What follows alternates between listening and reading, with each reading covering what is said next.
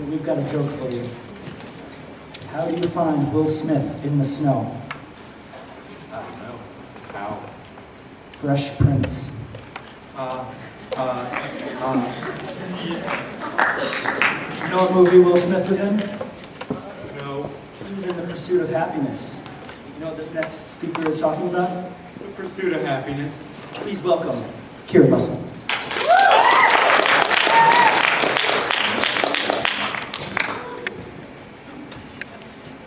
Hello, everyone. How's it going? To be honest, I actually can't see any of you, so.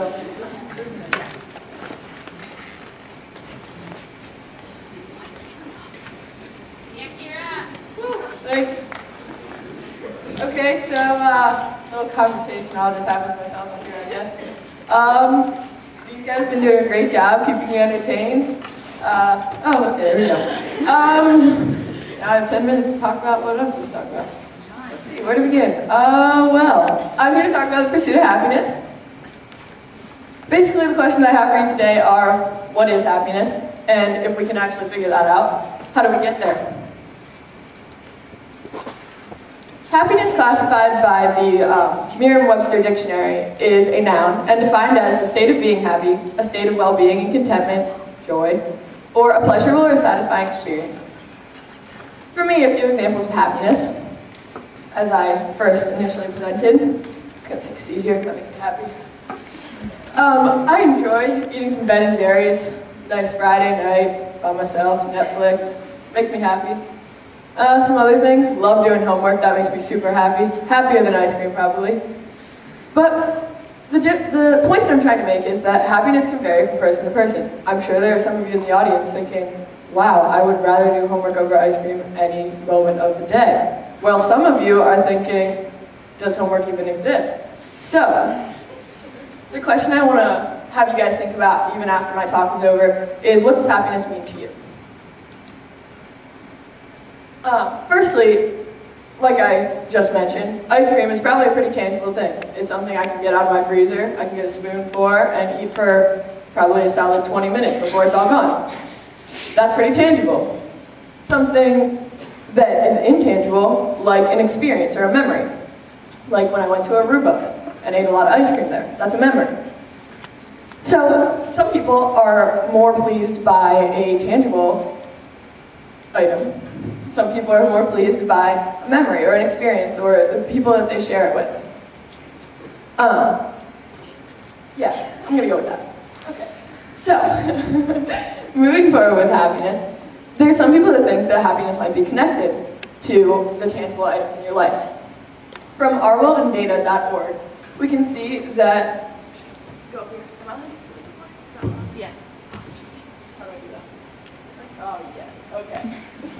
All right, so over here we have our little definition, SWB, abbreviated on the y-axis. Subjective well-being, and this is basically a survey taken to see how happy people are. And okay, down here we have GDP, and for those of you who are not economic fans, that's gross domestic product. Yeah, I'm US and I know that. Anyways, in thousands of dollars. And up here we have all different countries, and it basically shows that up here, USA, right there, America, 30 gross domestic product, like $30,000 per capita. We're up here, and we're at a solid, like I'd say 3.75 in subjective well-being. Whereas, let's say, where do we want to use an example? Hungary over here, at a solid 10 and barely making the 0.25 mark. So this is just something to consider, and I'm not saying that people who have millions of dollars are happy because they have Ferraris in their garage, which I know that would probably make me somewhat happy, not maybe the happiest by all means, but that if your economy is stable and people have a sense of security from their economic stability, they're more likely to be happy with that confidence in their jobs and their society. So, looking at being happy, no matter how you view it as a tangible or intangible thing, being happy is a choice. It should be viewed as an action, a goal that can be accomplished that will result in happiness. Now, I know there are some of you thinking, okay, well, something horrible happened to me and my life is horrible and I have nothing to look forward to. which might be true, and I'm really sorry if that's you. And also, a point that I thought about was, you know how people are always like, there's someone who has it worse than you, so like, you can't feel that bad for yourself. But really, like, if you keep thinking of that cycle, someone's at the bottom somewhere.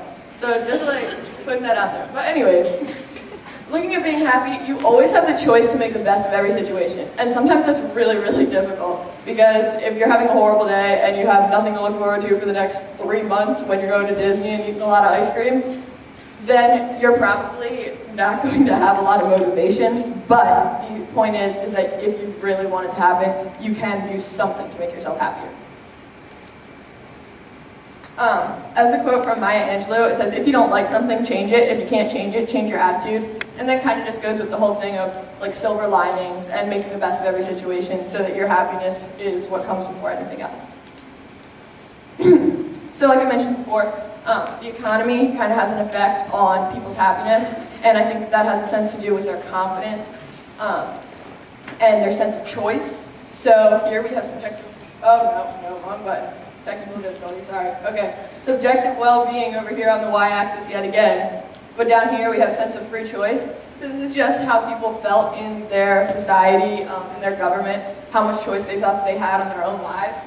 Let's see if I can find it on this really clear picture. Okay, US is right here, this little red dot, and moves up here over time because it's over a 5-year span. So basically, being able to make choices does give people the opportunity to be happy based on their own decisions.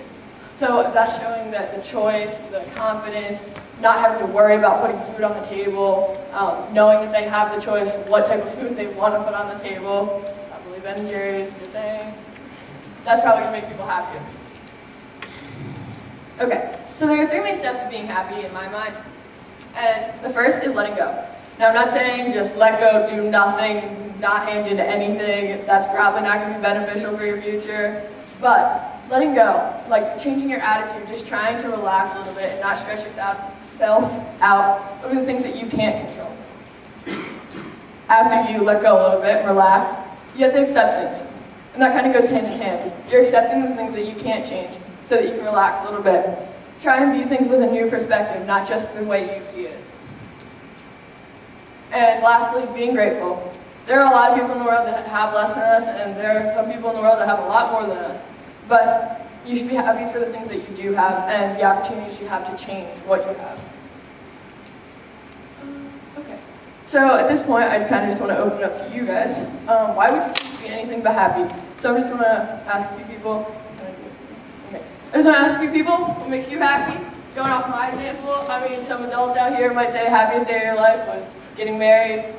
On the other hand, still open Ben & Jerry's. Didn't really get to that day yet, so. Alright, anyone want to volunteer before I start picking on people, like really ruthlessly? Oh, Pete Lincoln, here we go. Alright, buddy, how you doing today? I'm pretty good. Kira? Sorry about that. Okay, so just tell me, what makes you happy? You know, Kira, I consider myself a very social person, and I have a really good group of friends. So I like to hang out with my friends. They make me laugh. I'm really glad, Lincoln. Hold on 1 second. Let me just do a quick time check. All right, I got minute 30. We're good. Who else wants to answer? Anyone else out there? I'm just going to start walking up to random people, and you're going to love it. You look really enthusiastic. You want to tell me what makes you happy? I think cake since was really good. Like I love spending time with my friends. But also trying. Okay, so a little bit of originality at the end there. Okay. Let's see. Mr. Murray, you showed up to my talk. How you doing today? So you're pretty proud of how I did on my chem test? Thank you very much. I studied a lot for that. All right, well, what makes you happy? Smiling faces appear tonight. That's my class. Okay, let's see. I think I got time for one more. I'm going to give it to Lewis Link here, who I just happened to spot in the audience. Lewis, what makes you happy?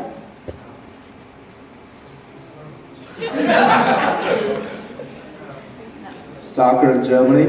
America.